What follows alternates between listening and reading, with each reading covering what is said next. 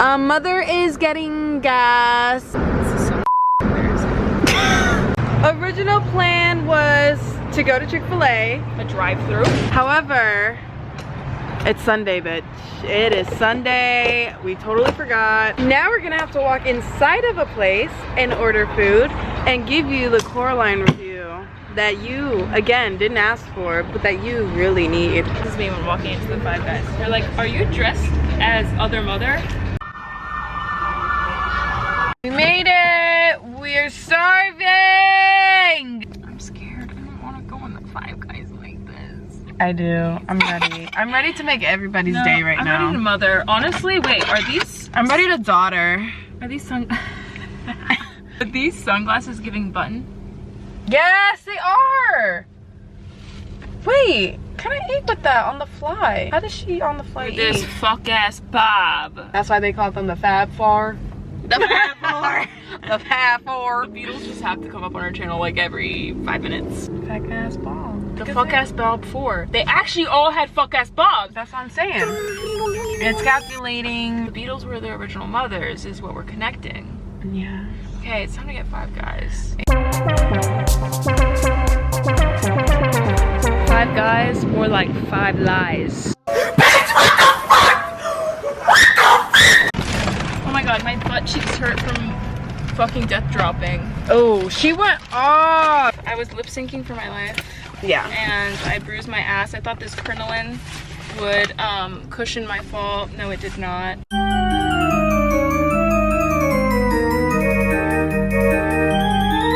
Okay, so we got Five Guys. Five Guys unboxing. This is yours. This is yours. Shit! Wait, that guy felt bad because that girl was a total bitch to me. Okay, wait. Story time. Okay, yeah. You basically were asking for a gluten-free burger. All I asked for was a glove change. I have a severe allergy, and this girl, the guy at the cashier, sweet as pie. He was very nice. Like, hey, there's an allergy coming. You just have to change your gloves. And the she girl goes behind. Ugh. I was like, bro, I wouldn't ask you if I didn't have a severe allergy. Yeah, Is she like we're actually being gonna so change her annoying. gloves? And he was like, don't worry about it, don't worry about it. He filled this fucking Dude, bag. that's a large. That's a fucking That's we have more, fries for life. That is probably the most Five Guys fries I've ever seen. No, that was so nice. That was so nice. Should we check this and see if theirs too loud? No. Okay, fries are bussin'. Like, they're cooked perfectly. oh my god. Look at how thick this shit is.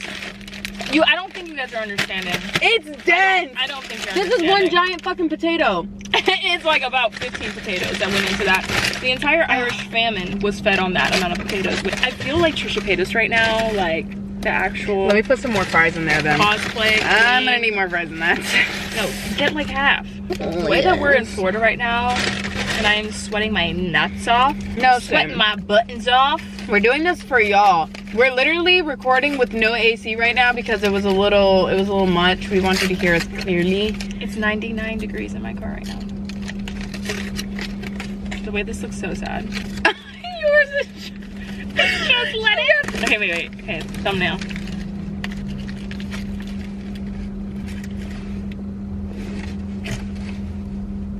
That was good. I made that up. Okay, you've never watched Trisha Paytas? No, I really haven't. I feel like her, she doesn't even edit her videos. Like, she'll just leave in when she's posing for her thumbnail like a million different ways. Like, that'd be so funny to leave in. Should we? Yeah. Okay, so this is my burger. I got the double. I always do. It just feels so much more worth it. For $2 extra.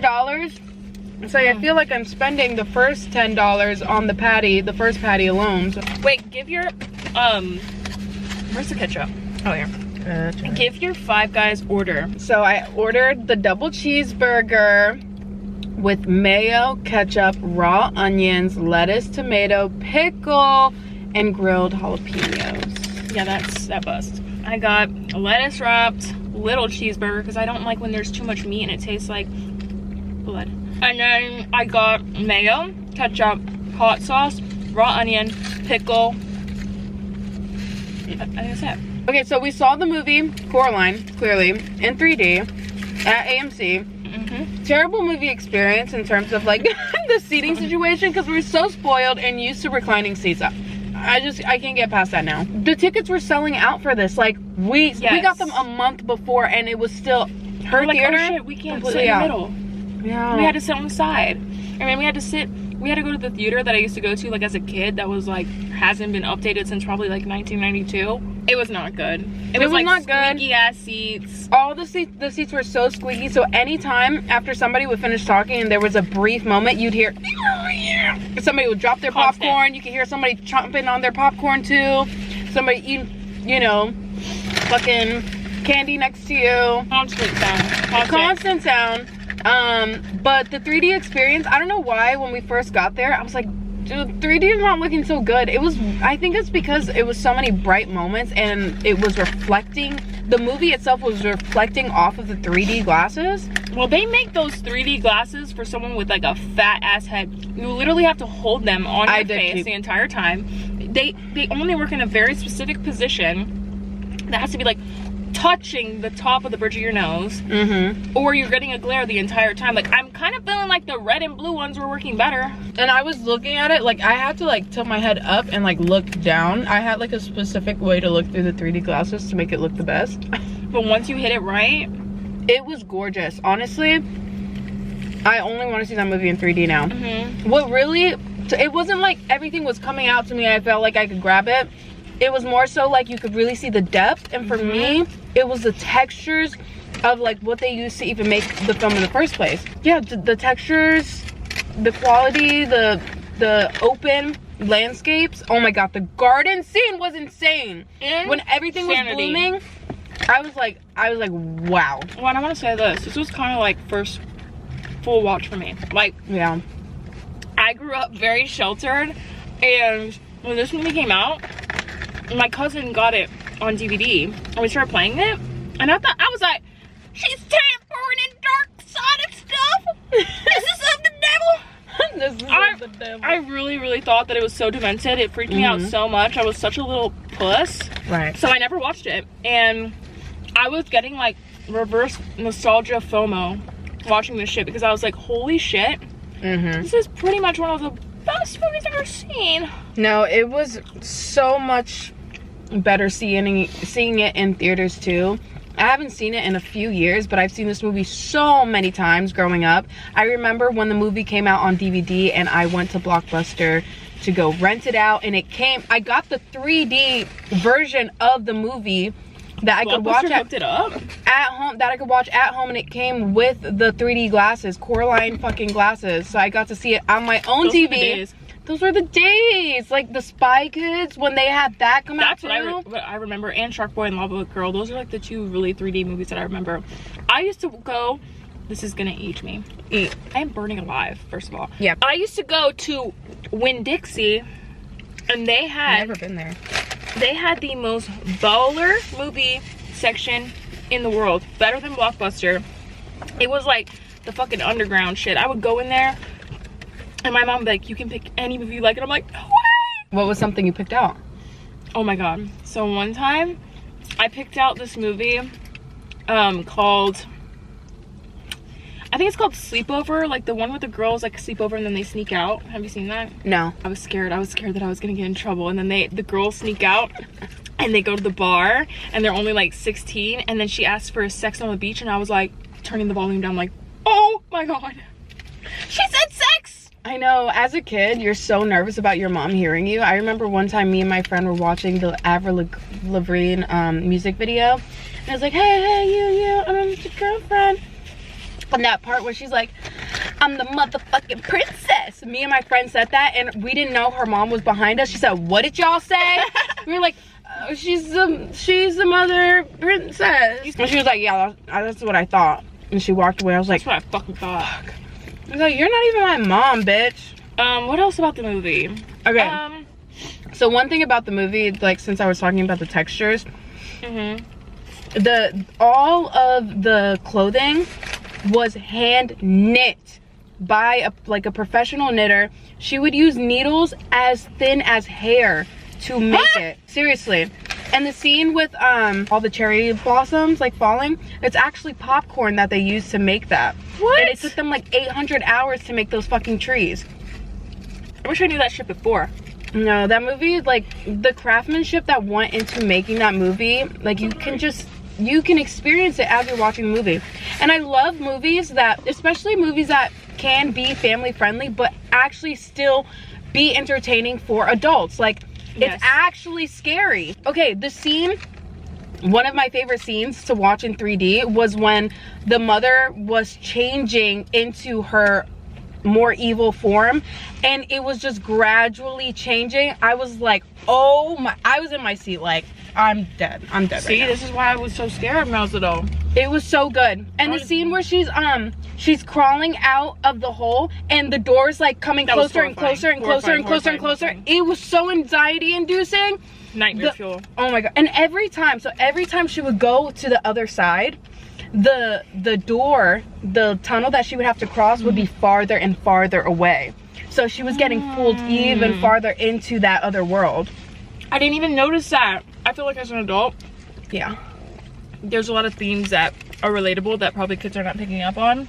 Because kids get the really surface level, like, oh my gosh, she's gonna get taken away from her parents, blah, blah, blah, blah, blah. But I was kind of thinking that kids that are neglected, yeah, they pull in further and further. They're in fantasy land a lot of the times. Like kids that are by themselves and their parents aren't talking to them. Oh wow. They create this other reality for themselves. There's so many people like that, which a lot of people end up being creatives because of that, because their imagination has to work harder and harder to like entertain themselves. Yeah. And a lot of people end up losing themselves to like drugs or something similar. Right. And I was kind of thinking that there was like some themes of neglect and what ends up happening to kids that are neglected. Yeah, she would definitely, and that was kind of what made it sad at the end for this movie. I've never like fully felt like it was a happy ending, because she was valid and feeling neglected. The way her parents just ignored her and prioritized their job. She found this like other world that felt like an escape, and it just ended up being horrible. So now her reality feels so nice and so great, and it's like now you just got tricked into settling for this and thinking this is actually happy, but it's like, no girl, you were right in the first place. Like your parents, they're pieces of shit for that. They're pieces of shit. And now you're so happy. Like no, like Coraline did not get her happy ending in the end because her parents did not fucking change. It's actually really dark. Well, and not even that, she thinks like, oh, this is validated now, this is real, my parents see me, they heard me, they saw what I'm experiencing, they saw the neglect. That's like what I felt like that meaning was, like, oh fuck, they were trapped in her reality, they understood it, and then she comes back and they're like, what the fuck are you talking about? Yeah, the snow is just disappearing off of them, and then we're supposed to feel like, oh, her parents do care because she bought her those gloves. Bitch, you should have bought her those fucking gloves in the store. Your daughter is going through this huge transition. She feels ignored. She's going to a brand new school. You can't get her a pair of fucking orange gloves. Well, I get it. What a bitch. They're poor. And that's the thing. The parents are very neglectful, but it deals with real themes of... Yeah, that's true. Yeah, not all people are bad people that neglect their kids.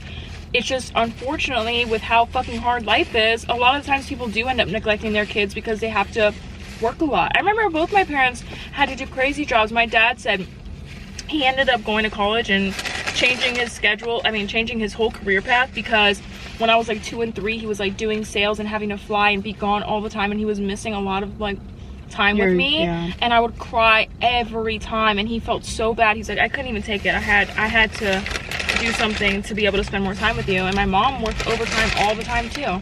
Yeah. And that's the unfortunate reality. And they're like, okay, well, this is what I can do. I can throw you a bone. I can buy you the gloves, you know, when I get the money to do it. But she needs someone to pay attention to her at all times. Bro, it's not about the gloves. Away. Maybe even have a heat stroke. Oh my god, even the camera literally just burnt my finger. Coraline was smart at first though. When she first had dinner with her other parents, and they were, you know, talking about how good the world was, she was looking at them like, she was sus since the beginning.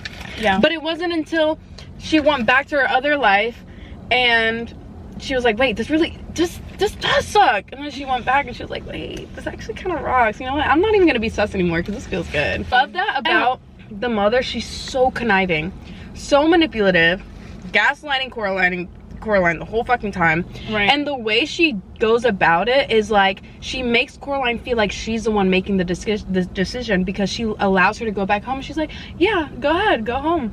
You'll That's be like back. the master manipulator. There's also another theory that I have. What? That maybe the fake mother and the real mother are actually one and the same. And it's like when you have a mentally ill parent that's like bipolar or a narcissist, and they're nice and they build you up and then they tear you down. Dude, this is deep as fuck. Where I was never... like, it was making me want to cry. I swear to God. Her trauma. By Her the way, traumatic my ass. mom is amazing. My mom is literally amazing. So don't think that I'm talking about my mom. But I would never think that. I feel like I know a lot of people that have had that experience where it's like the mom does just enough for them to continue to love her and want her affection and want her attention and chase after that. And then the mom pulls away and has like no emotions. Like there's so many parents like that. Yeah. Mentally ill parents. Like I really felt like yeah, she's like, oh, this could be the real reality. Like this, you know, at first it's like, no, this isn't my mom. My mom's a bitch. And then it's like, then you get convinced by them pulling you in and reeling you in and building you up and doing nice things for you. And then they spit you out, chew you up and spit you out. I don't know. Yeah. There's a couple theories, but I do feel like it has I feel like definitely for kids that were neglected, that this would be like a monumental movie for them. Coraline, I definitely resonated with her on certain levels, and that movie was one of my favorites growing up. It came out when we were like 13. early 13, I think. It was in middle school for us. Yeah.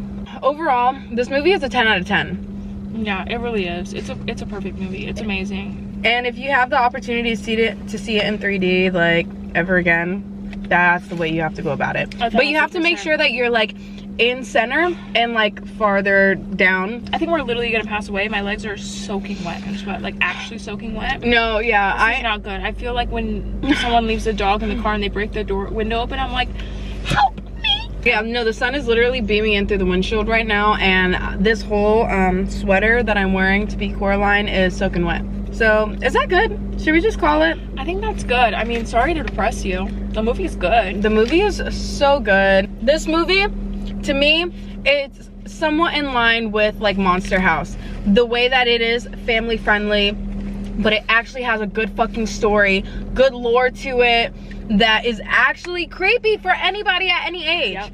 It's so entertaining. Monster House is probably one of my favorite movies of all time, top 3 for sure. That's crazy. Really? We need to rewatch that. I want to watch it with you. Let's watch it. I'm not even a huge animation fan, and I really liked this movie. It was beautiful. I love claymation. I always have. Yeah, it's beautiful. Nightmare Before Christmas, Fantastic Mr. Fox, I love James and the Giant Fox. Peach. I liked that one too a lot growing up. Damn. That one was cool. This one was great. Hitting the pendulum and putting the 3D glasses on, I felt like I was about to be sucked into the movie. It was like actually so immersive. Paranorman too. Okay, I'm calling it. I'm going to pass away. I actually cannot take it anymore. Okay. I cannot take it. Okay. I'm about to get naked in this car. All right, bye guys. Bye. Thanks.